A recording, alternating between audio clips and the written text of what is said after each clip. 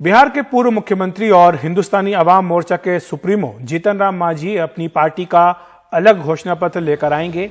दलितों को न्याय व्यवस्था और निजी नौकरियों में आरक्षण देने की बात इसमें शामिल होगी।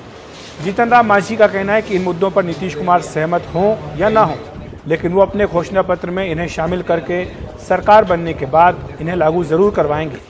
जीतन राम मांझी खुद इमामगंज विधानसभा से चुनाव लड़ रहे हैं, जबकि उनकी समधिन ज्योति मांझी बाराचट्टी से और दामाद देवेंद्र मांझी भी हम पार्टी से चुनावी मैदान में हैं। हमारे सहयोगी रविशंजन शुक्ला ने उनसे बात की। मांझी सर, ये बताइए कि आपका लोक जनशक्ति पार्टी के साथ में क्या 36 का आंकड़ा है? देखिए, राजनीति में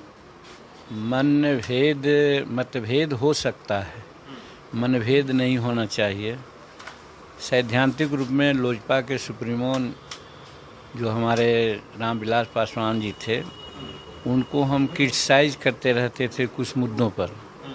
शेड्यूल कास्ट के सामने 2-3 मुद्दा बहुत अहम मुद्दा भी है, जो भले हम लोग किसी कारण से न उठा पा रहे हैं, लेकिन वो मुद्दा उठे बिना शेड्यूल कास्ट का कल्याण नहीं होगा।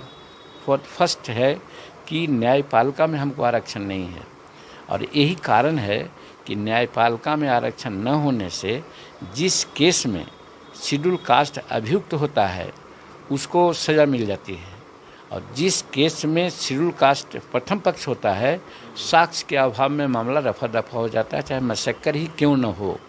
तो ये इसलिए होता है कि वहाँ हमारा कोई रिप्रेजेंटेटिव नहीं है। इसलिए हम लोगों का एकदम बर्निंग मुद्दा है कि जब तक न्यायपालिका में हमारा आरक्षण नहीं होगा तब तक कुछ नहीं होगा। इस मानने में मानवर हमारे रामविलास पासवान जी ने कभी कुछ नहीं कहा, और आज ऐसा कम करते जा रहे हैं लोग कि आज 15-20% सरकारी सेवाएं रह गई, बाकी सारी सेवाएं प्राइवेट क्षेत्र में चली गई, और प्राइवेट क्षेत्र में आरक्षण नहीं है। तो अल्टीमेटली आरक्षण को समाप्त किया जा रहा है।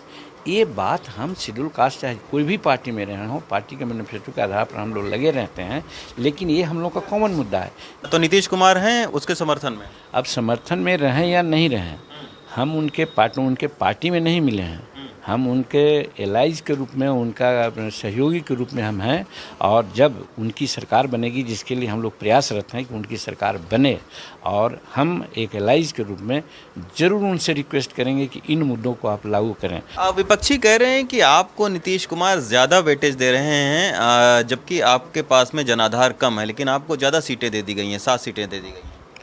अब वो कैसे कहते हैं, जब हम 2015 में थे तो हमको तो 21 सीट मिली थी, तो उसमें मेरा जनाधार कहाँ था, और आज मेरा जनाधार कहाँ कर सके। ये 7 सीटों में से 3 सीटें आपके खुद आप लड़ रहे हैं, आपकी समधिन लड़ रही है, आपके दामाद लड़ रहे हैं। तो आप अपनी सीट की जिम्मेदारी के साथ में समधिन और दामाद को भी पूरा जो उनका प्रचार है वो भी आप करेंगे, अपनी पार्टी का भी प्रचार करेंगे। ये सब कैसे होगा? ये सब आप लोगों के दिमाग का एक उपज है। हमारे लिए तो 7 सीट प्रमुख है, और 7 सीट को जीतने का प्रयास करेंगे।